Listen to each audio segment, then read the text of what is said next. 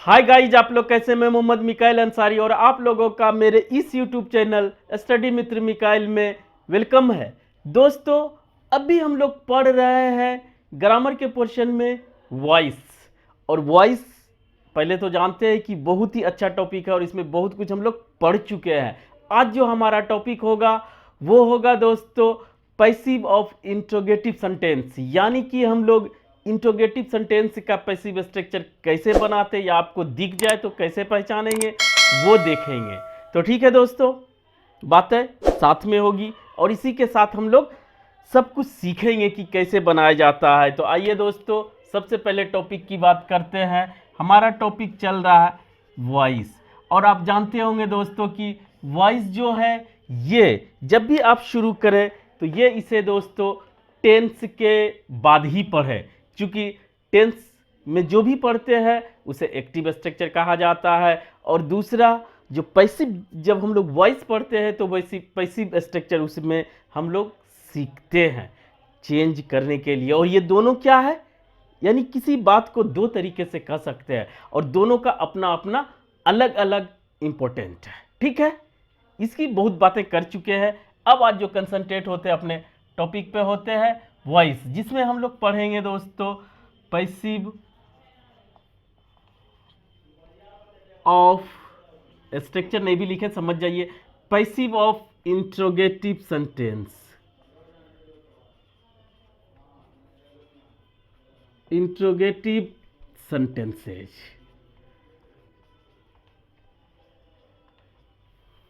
ठीक है दोस्तों, ये हमारा आज का टॉपिक हुआ।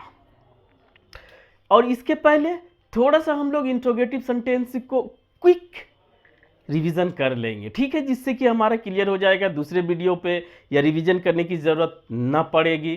तो दोस्तों आइए पहले थोड़ा सा जानते हैं कि हमारा इंट्रोगेटिव सेंटेंसेज क्या होता है। ये दोस्तों आप जानते हैं कि जो सेंटेंसेज के टाइप्स होते हैं वो हमारा पहला स्टेटमेंट होता है जिसमें कुछ भी आप बोलते हैं।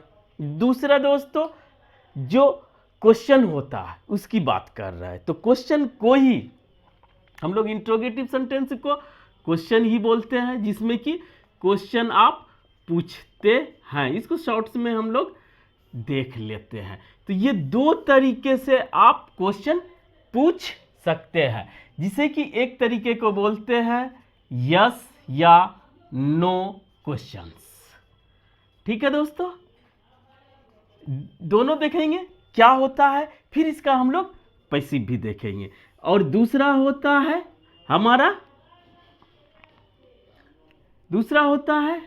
WH questions. ठीक है, अगर आप समझ रहे हैं तो अच्छी बात है, नहीं समझ रहे तो थोड़ा सा इसको एक्सप्लेन कर लेते हैं दोस्तों। 5 मिनट में कुछ नहीं जाता, आपको दूसरे वीडियो पे भी नहीं जाना है और आपका रिवीजन भी हो जाएगा। इससे थोड़ा सा यस नो क्वेश्चन को क्लोज इंडेड भी बोला जाता है। क्लोज इंडेड यानी कि जिसका इंड जो है लास्ट क्लोज हो जाता है, क्लोज इंडेड क्वेश्चंस। ठीक है, और इसको ओपन, ये क्या है सब कुछ समझ में आ जाएगा दोस्तों, इंडेड क्वेश्चंस। ठीक है, ये तो इसमें क्या होता है कि यस नो क्वेश्चन जो बोलते हैं इसमें दोस्तों हम लोग क्वेश्चन जो करते हैं उसका आंसर सिर्फ यस या नो अपने सिचुएशन के अकॉर्डिंग आप बताते हैं तो काम चल जाता है, बस इतना है आंसर। और इसमें दोस्तों WH क्वेश्चन या ओपन इंडेड में आपको कोई चीज को एक्सप्लेन करके बताना होता है। अब इसका स्ट्रक्चर देखते हैं, शॉर्ट में इसे पार करते हैं दोस्तों। इसका स्ट्रक्चर से पहले क्या होता है, हेल्पिंग वर्ब थोड़ा सा देख लें, जैसे कि बी फॉर्म, ये आपको याद होना चाहिए। हेल्पिंग वर्ब की हम बात कर रहे हैं कुछ, तब इसका कंसेप्ट क्लियर हो जाएगा। बी फॉर्म क्या होता है, सब स्मॉल में लिखते हैं, इज, एम, आर, ये इसको पहचानते होंगे दोस्तों, वाज, वर। ठीक है, और होता है शैल बी, विल बी, उसको छोड़ देते हैं। डू फॉर्म, ठीक है दोस्तों, ये होता है डू, डज, डिड, ये आप जानते होंगे। एक और फॉर्म है हैव फॉर्म। ठीक है दोस्तों, हैव फॉर्म होता है हैव, हैज एंड हैड। और दोस्तों मॉडल्स को भी हेल्पिंग वर्ब के ही कैटेगरी में रखा जाता है। ये सब दो मीनिंग्स, मेन वर्ब भी बन सकता है, हेल्पिंग वर्ब भी बन सकता है, लेकिन मॉडल सिर्फ और सिर्फ हेल्पिंग वर्ब का ही काम करता है। तो दोस्तों टोटल मॉडल्स को भी हेल्पिंग वर्ब बोलते हैं। बस नीड, यूज टू, ये सब है जो कि हेल्पिंग वर्ब का या मेन वर्ब का काम करता है। लेकिन अभी आप समझें कैन, कुड, मे, माइट, ये सब जो कि ऑल हमारा हेल्पिंग वर्ब का काम करता है, ये सब रहेगा। अब दूसरा देखते हैं दोस्तों कि हमारा WH क्वेश्चन या WH वर्ड्स क्या होता है, ये आप जानते होंगे। जैसे व्हाट, व्हेन, मीनिंग समझ रहे होंगे दोस्तों ये सब का, अगर इतना दूर पहुंचे हैं तो what, when, why, where,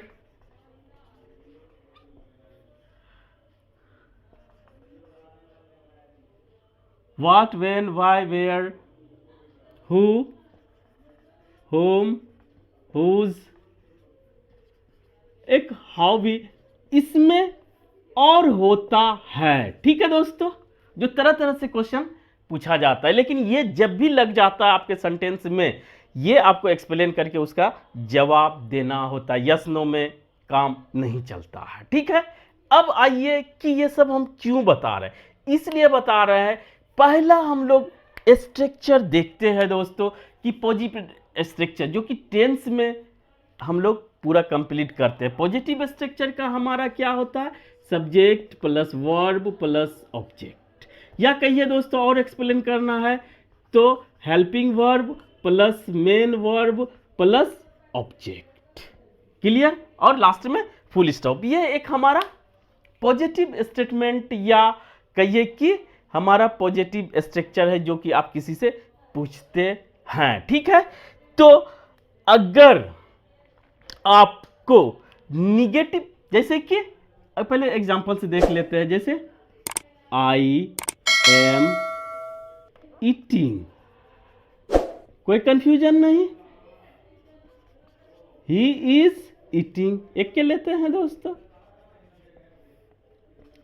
you are eating, ये अपने टेंस, टाइम, सिचुएशन, कंडीशन के according helping verb, main verb लेता है, कोई दिक्कत नहीं। ये इस स्ट्रक्चर पे हमारा बेस्ड है। ठीक है, मैं खा रहा हूं, वह खा रहा है, तुम खा रहे हो। अगर इसमें हमको क्वेश्चन करना है, यस नो क्वेश्चन, तो उसमें क्या होगा दोस्तों कि आपको दो चेंजेस करना पड़ेगा, चाहे पॉजिटिव स्ट्रक्चर हो चाहे निगेटिव स्ट्रक्चर हो। तो उसमें क्या करना पड़ेगा, पहला इस हेल्पिंग वर्ब को, एक चीज और अभी ध्यान रखिएगा दोस्तों, इस हेल्पिंग वर्ब को सब्जेक्ट से पहले लिखेंगे, तब सब्जेक्ट और अदर वर्ड्स जो भी आएगा, यहां पर अगर मेन वर्ब है मेन वर्ब फिर ऑब्जेक्ट, और लास्ट में दूसरा चेंज क्वेश्चन मार्क। तो इससे पता चलता है कि आप किसी से क्वेश्चन कर रहे हैं। पहला सब्जेक्ट से पहले हेल्पिंग वर्ब और लास्ट में क्वेश्चन मार्क। कभी कभी हेल्पिंग वर्ब पहले आ जाता है, लेकिन अगर क्वेश्चन मार्क नहीं है तो वो इन्वर्जन या और कुछ है, लेकिन वो क्वेश्चन नहीं होगा। इतना सा याद रखें। अब इस पे बनाते हैं कि यू आर ईटिंग, तुम खा रहे हो। अगर क्वेश्चन पूछना है तो आर को पहले निकाल देंगे दोस्तों, या यहां भी बना सकते, आर यू ईटिंग। ये देखिएगा, इसका मतलब क्या हो जाता है, क्या तुम खा रहे हो। अगर यस नो क्वेश्चन है तो हिंदी में दोस्तों हमेशा शुरुआत होता है क्या से, यानी कि सिर्फ इंक्वायरी कर रहा है, इंफॉर्मेशन चाह रहा है, क्या वो काम तुम कर रहे हो रहा है, बस उस काम का इंफॉर्मेशन चाहिए। यह है ना इंटरेस्टिंग। तो इसी तरह यहां पे क्या तुम खा रहे हो। ठीक है दोस्तों, तो अगर आप कुछ खा रहे हैं तो बोलिए यस, ये फुल स्टॉप, या अगर नहीं खा रहे हैं तो आप नो बोलिए और फुल स्टॉप। ठीक है दोस्तों, तो इतना से काम चल जाता है और आगे बढ़ाया जाता है, लेकिन इतना से आपका काम चल जाता है। इसका यस नो सिर्फ कंफर्मेशन। क्लियर? और अगर दोस्तों यहां पर इसमें तो समझ गए कि जो पॉजिटिव स्ट्रक्चर या निगेटिव स्ट्रक्चर रहता है उसके हेल्पिंग वर्ब को हम लोग सब्जेक्ट से पहले लिखते हैं और लास्ट में क्वेश्चन मार्क, तो कंफर्मेशन का पता चल जाता है। अब दोस्तों कुछ ऐसे स्ट्रक्चर्स होते हैं जिसको अपना हेल्पिंग वर्ब नहीं होता है, जैसे प्रेजेंट इंडेफिनिट टेंस और पास्ट इंडेफिनिट टेंस, जिसमें हमारा डू डज डिड को इंट्रोड्यूस किया जाता है। किसके लिए? निगेटिव बनाने के लिए और इंट्रोगेटिव बनाने के लिए। वो आगे एग्जांपल्स में देखेंगे। तो यहां बस इतना ही। अब हमारा दोस्तों अगर WH क्वेश्चन लगाना है तो इसमें बस इसी को आपको करना है। यस नो क्वेश्चन ये हुआ। यस नो क्वेश्चन के पहले आपको जिस तरह का सिचुएशन को बनाना है कि आप कैसे खा रहे हैं, या सिर्फ सिंपल पहला व्हाट आर यू ईटिंग, तो यहां पर आपको दोस्तों स्मॉल लेटर से शुरू करना पड़ेगा। व्हाट आर यू ईटिंग, आप क्या खा रहे हैं। ठीक है, अगर व्हेन लगाएंगे when you eating, why are you eating, where are you eating, या ये सब इसमें नहीं लगेगा, हाउ आर यू ईटिंग। ठीक है, तो ये सब लगा के और इसका आंसर आपको यस नो से काम नहीं चलेगा, आपको इसको एक्सप्लेन करना पड़ेगा। ठीक है दोस्तों, तो यही फर्क है कि इसे WH क्वेश्चन या ओपन इंडेड कहा जाता है या डबल इंट्रोगेटिव भी कहा जाता है दोस्तों। तो इसका जवाब आपको, अगर सपोज कीजिए कि आप आम खा रहे हैं, ठीक है, कुछ भी खा रहे हैं, आम खा रहे हैं, तो आपको लिखना पड़ेगा आई एम ईटिंग। अगर एक आम खा रहे हैं तो आम मैंगो, और ज्यादा खा रहे हैं, रखे हुए हैं, तो आप मैंगोज बोले और यहां पर फुल स्टॉप, तो आपको जवाब देना पड़ेगा। ठीक है, और वहां पर दोस्तों कोई कोई सिर्फ व्हाट आर यू ईटिंग, अगर इतना से बोल देते मैंगो और कुछ भी बोल दे तो आपका जवाब मिल जाएगा, लेकिन कंप्लीट सेंटेंस इतना होगा आई एम ईटिंग मैंगोज, तो आपको इसका जवाब में एक्सप्लेन करना पड़ेगा। तो यही दोनों तरह का फर्क है, इतना सीख गए। अब दोस्तों कि अगर इस तरह का कुछ हमारा रहे तो हम उसको पैसिव में कैसे चेंज करेंगे। और दोस्तों सुन लीजिए कि आज हम लोग सिर्फ यस नो क्वेश्चन के ही स्ट्रक्चर को पैसिव में कन्वर्ट करेंगे या चेंज करेंगे, बाकी WH क्वेश्चन थोड़ा सा अलग से ज़्यादा अकेले हो जाएगा, इतना एक्सप्लेन नहीं करेंगे, तो आपको दोस्तों ये अलग से पढ़ेंगे पार्ट 2 करके। ये हमारा पार्ट 1 होगा। ठीक है दोस्तों, पार्ट 1, और ये जब हम पढ़ेंगे तो ये पार्ट 2 होगा। ठीक, और आगे बातें करते हैं दोस्तों। तो अगर इसकी बात करें, इसको हम लोग पार्ट 2 में पढ़ेंगे।